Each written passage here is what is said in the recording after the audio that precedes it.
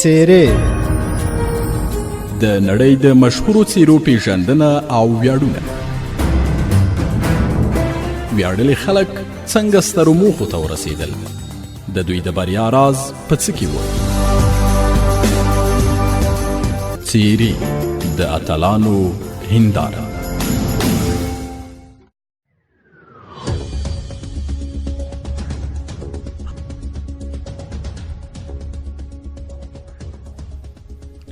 د بخښونکي خدای په سپېڅلي نامه د سپوږمۍ راډیو درنو اورېدونکو د څېرې خپرونې مینهوالو السلام علیکم.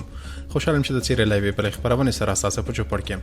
په دې خپرونه کې موږ هڅه کوو چې د سیمې، نړۍ او هېواد مشهورې څېرې در وپېژنو او د ژوند په اړه معلومات درکړو. په نننۍ خپرونه کې مو د نړۍ یو مشهور لیکوال در معرفي کړی دی. هیله ده چې د خپرونې تر وروستۍ شي پورې سره پاتې شئ او له چمتو کړو مطالبو خوند واخلئ.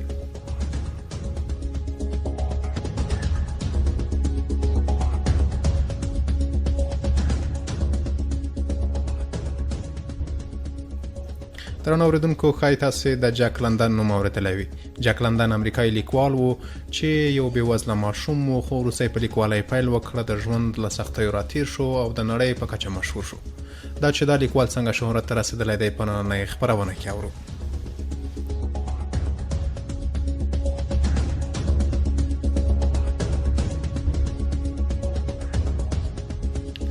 جک لندن امریکایی لیکوال و. د هغه اصلي نوم جان ګریفز و. د 1860 کال د جنورۍ په 12 په سان فرانسیسکو کې وزیږید. هغه ته د مور خاوند خپل تخلص ورکړ او جک لندن ته اجازه ورکړه چې له تخلص یې استفاده وکړي. جک د ماشومتوب دوره په سختۍ تېره کړه. د خپلې کورنۍ د مالي ملاتړ لپاره کله ورځپاڼې پلورلې، کله به یې له دوبي سره د کالیو په مینځلو پیسې ګټلې. په هوټل او کافه کې به ګارسون و او ان په بیړیو کې هم مزدورۍ او کار باندې لاس پورې کړی دی. And from her and from that family, as I say, I think he got his humanism, his compassion, his sympathy and even empathy for all creatures, not merely people of different cultures, but for animals as well. And that is reflected in his greatest work, that kind of empathy is. جک په 14 کلنۍ کې د انګلیسي ژبې له یوه ښوونځي فارغ شو، خو دا چې مالي وضعیت یې خراب و نو په دې بریالی نه شو چې خپلو زده کړو ته ادامه ورکړي. له همدې امله یې د کارتن او کوتي جوړولو په یوه فابریکه کې کار پیل کړ. دی له ماشومتوبه په فزیکي لحاظ پیاوړی، قوي او روغ انسان و. دی به ډېر وخت یوازې و، خو د یوازیتوب وختونه به یې د خپلې سیمې په کتابتون کې تېرول. دا لومړنی ځای و چې دی له فرهنګ او ادبیاتو سره بلد کړ. دلته د نړۍ د فرهنګ او ادبیاتو کړکۍ د پر مخ پرانیستل شوه او د اکلند په څېر د لیکوالانو کتابونه د په خدمت کې وو. په دې وخت کې جک د خوراکي توکو د یو پلورنځي کارکوونکی هم و. ډیر وخت په سیمه او کارځای کې ګرځېدل او له خلکو سره ناسته ولاړه ورته په زړه پورې نه په. له ډیرو مسایلو یې په زړه کې کرکه پیدا کېدله او دا کرکه به یې کله کله په نشو او له خلکو په فاصله اخیستو هېروله. دی په سیمه کې د مستو او نشې خلکو له وضعیت سره بلد و، ځکه دلته په سیمه کې ډیری د بیړیو چلوونکي، سوداګر، کارکوونکي او مسافر هس ټیټ کېدل چې نشې او مستۍ به یې کولې. یو وخت فرصت ورته برابرېږي چې د صدف په غیر قانوني ښکار لاس پورې کړي او د هم په دې اړه د سوداګرو او غیر قانوني کاروباریانو وړاندیز ومانه. د له دې فرصته ښه ګټه پورته کړه. په 3 میاشتو کې یې ښې ګټې وکړې. بیا سان فرانسیسکو ته ولاړ. همدا چې بندیز لرې شو بیرته راغلی او د بحري صدف په ښکار یې پیل وکړ. میاشتې له رامنځته شوي فرصته ګټه پورته کړه او کار یې وکړ. دی ډېر وخت له بیړیو او ښکاریانو سره ګرځېده. له همدې امله یو کال پوره د امریکا ګرچاپېره سفرونه هم وکړل. کله چې جک کالیفورنیا ته راوګرځېد نو پریکړه یې وکړه چې خپل ځینې سپک او بې ارزښته عادتونه لرې کړي او د خپلې مور د خوشحالۍ لپاره ځان یو پوه انسان وښیي. د هڅه کوله یو سم کاروبار پیدا کړي او په دې توګه د کور لپاره پیسې وګټي، ډوډۍ راوړي او ځان ته دا ویاړ وګټي.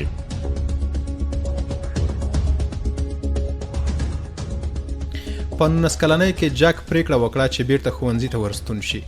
د اوس هم کار کاوه، هم یې زده کړې کولې. په همدې وخت کې لږ له سیاسي مفکورو او ګوندونو سره هم بلد شو. دی له دې ډلې په ځانګړې توګه د سوسیال ګوند له نظریاتو سره موافق او د دغه ګوند سیاسي نظریې ورته په زړه پورې وې. دی له نوې ځوانۍ د کارل مارکس، انګلیس، نیچه او سوسیالیزم مطالعه کوله. د چې کله د امریکا نورو ایالتونو ته سفرونه کول نو د پورته کسانو او نظریو آثار هم مطالعه کول. له همدې امله سوسیالیزم د کلونو لپاره د جک لندن د فکر او مفکورې بنسټ و. د دې نظریو له خپلولو وروسته جک لندن ته د اکلند سوسیالیست هلک هم وویل شو. دا څو ځله بیا په ځوانۍ کې او پاخه عمر کې هڅه وکړه چې د ښاروالۍ په ټاکنو کې ګټونکی شي، خو دا ارمان یې پوره نه شو. And he says, you know, early on, if you ask him what were the most important early events in his life, he talks about the books he read, and as the first thing, and the second was moving to Oakland, where he had access to the free public library.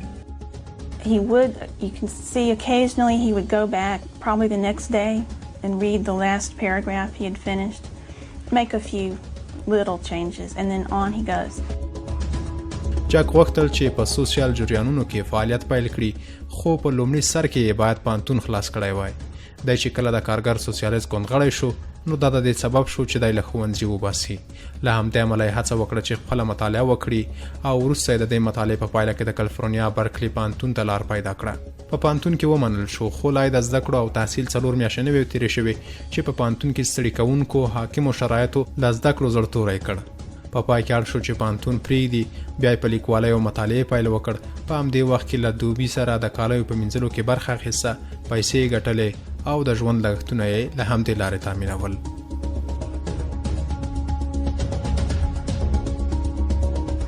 په 1980 زیږدیز کال کې د سرو زرو له پلټونکو سره کلاندیاک ته سفر وکړ، خو دا سفر هم ناکام او د مور خاوند چې د برګټی وموړ. د په شمال کې مهم شیان ولیدل، نو ویلی شو چې د دوی لیدنې او تجربې د اثارو بنسټ دی. کله چې بیرته اکلند ته راوګرځېد نو د جک د لوی بریا وخت هم را رسېدلی و. د شمال عادي سطر نامه لاندې د لنډې کیسې یو کتاب چاپ کړ چې په هغه کې په شمال کې د سرو زرو د پلټلو داستان راوړی و. دا کتاب په 1900 زیږدیز کال کې چاپ او خپور کړ. د دا لومړنی اثر و، خو دا چې د توصیف بڼه یې ډېره په زړه پورې او زړه راښکونکې وه نو د خلکو له تاوده هرکلي سره مخ شو. په دې توګه نو له دې وروسته جک د لیکوالۍ له لارې خپل ژوند کاوه او پیسې یې ګټلې. د بچې څومره ډېرې پیسې ګټلې دومره ډېرې یې مصرفولې. د د لیکلو بڼه نرمه، خوږه، په زړه پورې او ساده په د عمر په وروستیو کې کار داسې ګرم شوی و چې ګټه یې د امریکا د ولسمشر په پرتله 2 برابره وه.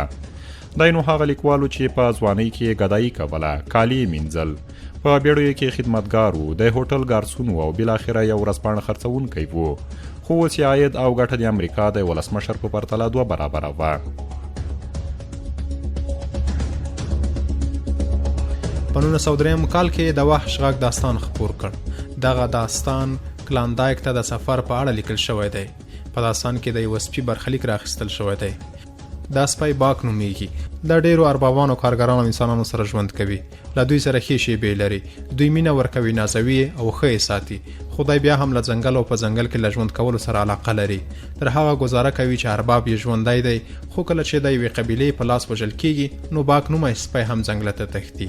د دغه داستان د لیکلو مهم هدف دا دی چې جک لندن د طبیعت او ذاتي خواصو په اړه لیکل کړي دي. دا چې یو موجود څنګه له خپلو ذاتي خواصو سره اړیکه لري او هغه څنګه پالي، په همدې داستان کې واضح شوي دي. د وحش غږ ناول دا په ګوته کوي چې یو موجود د ماشینونو، صنعت او تصنع نړۍ ته راوړل شوی دی، خو هغه له خپل فطرت سره مینه لري او د انساني ژوند هیڅ برخه ورته په زړه پورې نه ده. په دې ناول پسې جک لندن د سیندونو لیوه په نامه داستان خپور کړ. دغه ناول په 1904 زیږدیز کال کې خپور شو. په دې کې د سیندونو او په سیندونو کې د تاګ راتاګ داستان راخیستی دی. تر ډیره د سمندرونو او سیندونو حوادث بیانوي. د داستان په لومړۍ برخه کې د موبي ډیک څېره او د کاپیټان لارنس وحشتناکه څېره بیانېږي. دا د کتاب اصلي اتل هم دی. د دې کتاب د لیکلو چې د لیکوال موخه هر څه وي، خو دا له پیښو او جنجالونو ډک داستان دی. جک لندن په 1904 زیږدیز کې د روس او جاپان د جګړې پر مهال لرې پرتو سیمو ته ولېږل شو.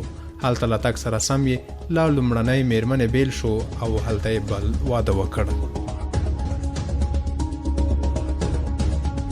هلته یې د کښتۍ د اخیستلو اقدام وکړ. غوښتل یې له همدې کښتۍ په استفادې د نړۍ ګرچاپېره سفر وکړي، خو تر استرالیا وړاندې ولاړ نه.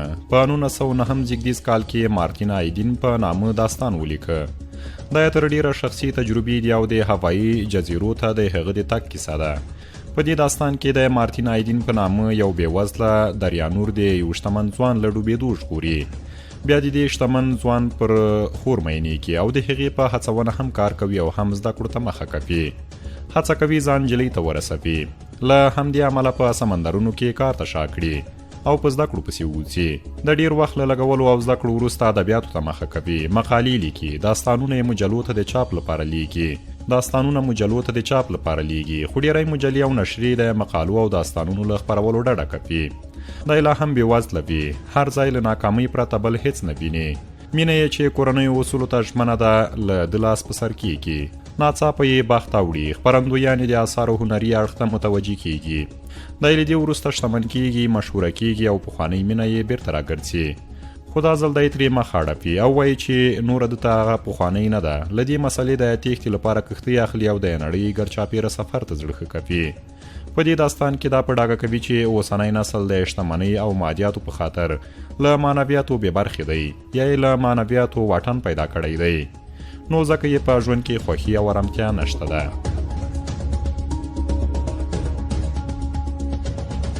د جان بارلی کارن ژوند د جک بل اثر دی. په دې اثر کې هم تر ډیره د جک لندن خپلې تجربې دي، د شخصي ژوند سرکونه یې دي پکې.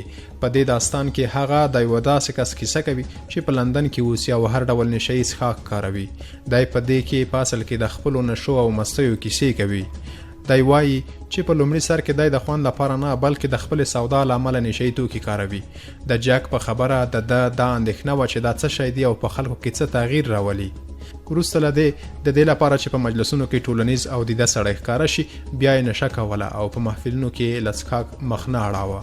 څو ورځې وروسته چې نشه ډیریږي نو د ځان وژنې فکر ورسره پیدا کیږي او دا فکر پیاوړی کیږي چې بیا ځان اوبو ته اچوي خو ژغورل کیږي.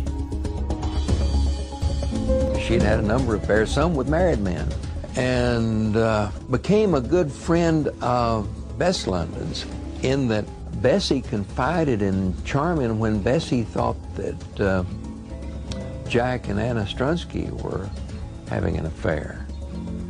Charmian was her confidant, became a good friend. Charmian was not really the first woman that he was philandering with, but she was the one who was able to, I think, just appeal to him on so many levels that he was willing to walk away from 2 young daughters and challenge the mores of the time, which were very much against divorce. وروسته لږ لږ په ځان کې دا تمایل ویني چې باید ولیکي او ولولي. دی پریکړه کوي چې د نشو له دامه ځان خلاص کړي. دی وایي چې د نشو کول او شراب څښل نه کومه ارثي ځانګړنه ده او نه بدن ورته اړتیا لري، خو یوازې موږ ځان ورباندې عادت کوو او هغه د ځان لپاره یوه اړتیا ګرځوو. دا کتاب سره له دې چې یو له پنده ډک کتاب دی، له دې سره جوخت د لیکوال د ژوند خصوصي مسایل هم پکې راغلي دي.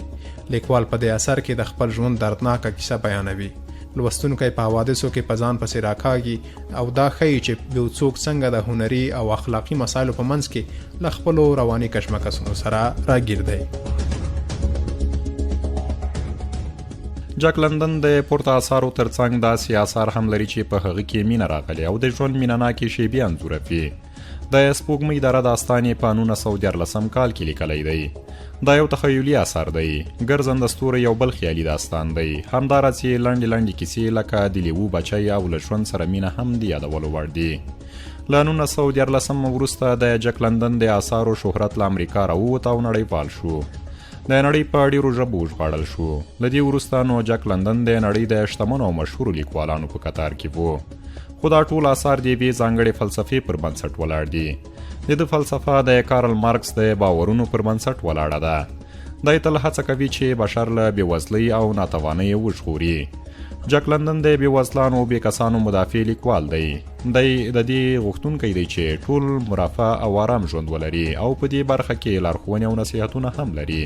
په ټولنه کې د خرافاتو او ناسمو دودونو پر وړاندې درېدل او له هغو بغاوت کول هم د جک لندن د اثارو منځپانګه ده. د دې خپلو اثارو د اتلانو په شخصیتونو کې استعداد، وړتیاوې، ځوانمردي، غیرت، خوشطبعي، نرمښت، نیکنیت او نور ورته ارزښتناک خویونه په پوره استادۍ او مهارت ځای په ځای کړي دي. ډېر کم امریکایی لیکوالان د جک لندن په کچه محبوبیت او شهرت لري. دی نه یوازې په کور دننه بلکې له امریکا بهر د نړۍ په ډیرو هیوادونو کې په بیلو ژبو لوستونکي لري.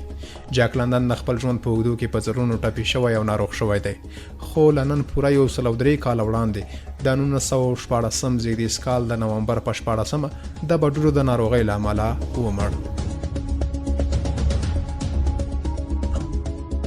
درنو اوریدونکو، نننۍ سیرې خپرونه هم دومره وه. تر بلې خپرونې چې بیا ستاسې په چوپړ کې حاضرېږم، تاسې په بخښنه کې خدای سپارم. ښې چارې.